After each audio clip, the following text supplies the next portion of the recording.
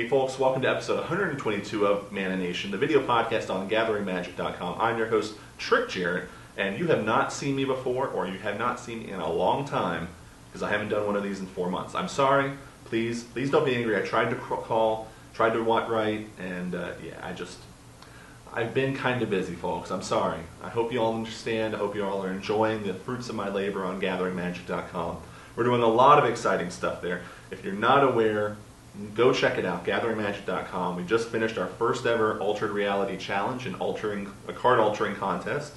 We've got other exciting stuff.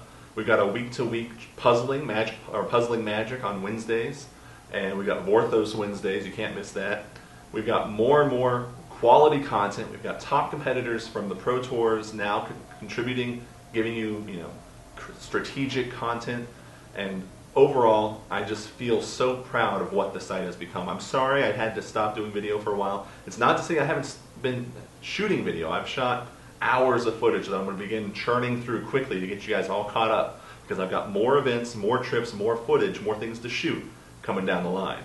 Obviously, Magic 2012 just released. That's been awesome. I didn't get to make it out to the pre-release. I hope you did. And if you did, hit us up on Facebook. I'm going to have a post up there asking you for your stories, for your tellings, what happened to you at the pre-release. Did your cards suck? Did they rock? Did you have an awesome deck? Did you make a sick play? Hit us up, facebook.com/gatheringmagic. On Twitter, twitter.com/gatheringmagic. I'm on Twitter personally, twitter.com/trickjarrett. I don't really talk about Magic that much on that account. I stick to the Gathering Magic. But on my Trick Jarrett account, I talk a lot about technology, interesting web links I find, because I am plugged in. I should mention, I'm coming to you live from Gathering Magic headquarters. That is the office in my home. I sometimes go down to the to the Cool Stuff Inc. offices, but more often than not, this is where the magic happens. And one day I'll give you guys an inside peek into the system that I use, as humble as it is. But I hope you all are enjoying what this site's doing, where we're going, and I promise you, Scout's honor, that we've got a lot more exciting stuff in the future. So check us out, GatheringMagic.com. Now, I'm proud to present the long-delayed final piece of the Zac Hill Mark Rosewater interview. Enjoy.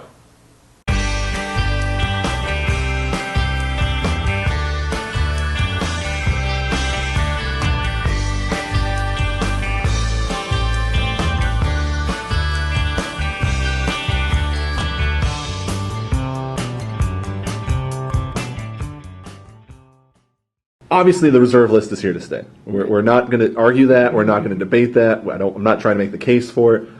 If you were to wake up, Magic, not the card game, the reserve list was gone. What card would you want to see reprinted? My answer is going to be so boring. The thing is about, there's all these things we do, like Duels of the Planeswalkers in addition to our regular sets, where there's a lot of cards that you really, really want to print just because they're so perfect for what they do, and you just can't print them. Yeah. It's like Sedge Troll. You just can't print it. Rocket Care Ridges, shut up.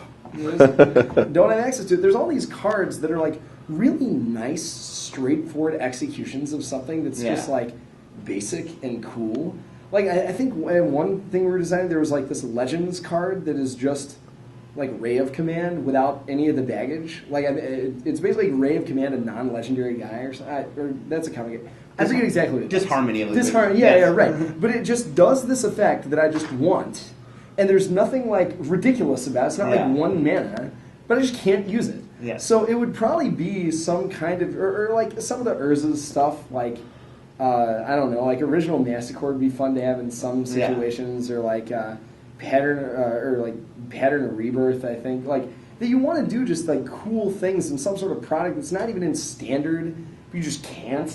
So I think it would be just a nice early top-down resonant card that isn't busted, does something straightforward, and we're just sort of no-sir from doing it. Yeah, it is funny. One of the things, but we haven't really memorized the list. A lot of times, here's an awesome idea, and you have to go look it up. Yeah.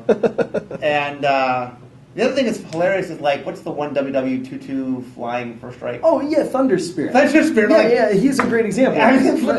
A couple times, okay, I guess got to change it. We can't do a one WW22 flying first strike. Right. If we called it, Flying Kithkin Gnomes and printed it at Common, it's still can't print that card. So like that's what I mean. That I know my answer is not as exciting as like I think that. Yeah, I know the answer is not as exciting as like I think recurring nightmare would be okay in an environment, but I mean in terms of what we really want to use. There's just this whole block of space that randomly we just get no cert about. Yes. It would just be wonderful if that just dematerialized. Yeah. On the flip side, R&D is not a giant fan of the reserve list, but the thing that I do like is the fact that like we made a promise 17 years ago, and we're like, no, we made a promise 17 years ago. I mean, while none of us were here made that promise, I actually have great honor that the fact that we respect it, I do. Like, I want people to have faith in Wizards that when we say something, we honest to God, we mean it, and that we're not someone who says one thing and just does something else. And that I do like the fact that we keep our word. That's something that we've been I'm very proud of at Wizards. Is that look, we say things and we follow through with what we say. Right. Yeah, absolutely. There's tremendous value in that. I mean, like Mark said, none of us were here when that decision was made. But it feels good to work literally no one. Yeah. But it feels good to work for a company that actually isn't just like, Zach, like you said, you came from a competitive background. If you were to stop working for R&D, like if you went to magically, would you go back? The reserve was gone too. Right. Of course. Right. If the world was on its head, would you go? Would you compete again? I think so. Yeah. I mean, I want to brew for every tournament. And the thing is, like, Magic's a great game, and the things that made it great for me were competition, not winning games of Magic. But I love the beauty that is the system of Magic at the highest level. I think it's got a level of intricacy and just kind of resonance to me that when it's something beautiful about the fact that, like, when you min-max it hard, it gets better, not worse.